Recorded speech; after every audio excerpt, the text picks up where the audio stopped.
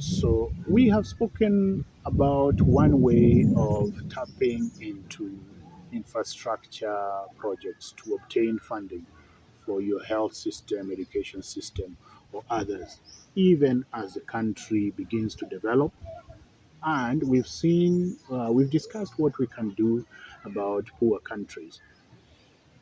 Countries that are low income and are facing civil strife, they're probably fragile. Those ones still need some form of mix between government financing, some little private sector activity financing, and development partner financing. But now we are talking about the lower middle income, upper middle income economies, which are some of the majority. I think they form the majority countries in the world. And this is where you can tap a lot of private sector financing. Now, what next? You obtain some private sector financing, but as you know, where else can you get the citizens to support these kinds of initiatives in terms of shifting from voluntary to what you call compulsory systems. Remember, compulsory means government on one side and the citizens on the other side.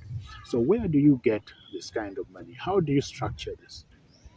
One of the very first things you do is develop a system where the government and pooled funding mechanisms provide subsidies for those who are unable to pay.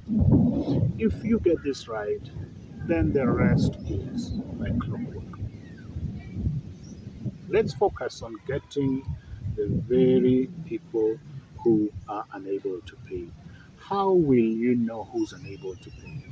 First of all, the obvious things which many governments miss is the community based information system. Few countries have done it well.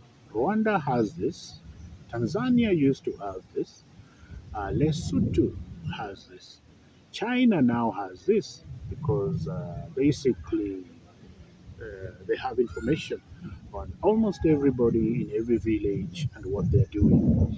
Lesotho managed to get this done through the Ministry of Social Development, the UNICEF, World Bank, who actually invested in surveys, community level surveys to map every indigent, any person, the economic level and all.